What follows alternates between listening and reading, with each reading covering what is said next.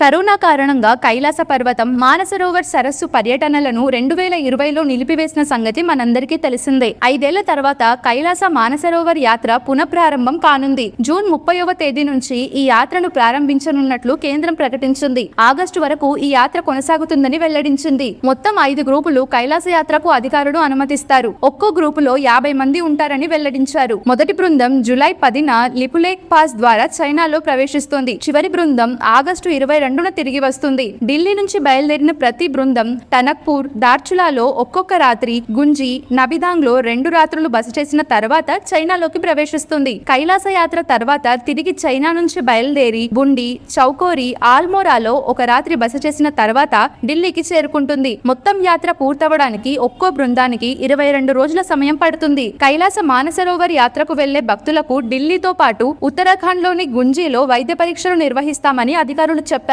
ఇక ఈ యాత్రకు వెళ్లే భక్తులు ముందుగానే వారి వెబ్సైట్ లో దరఖాస్తు చేసుకోవాలి. వెబ్సైట్ లింక్ కోసం లింక్ అని కామెంట్ చేయండి.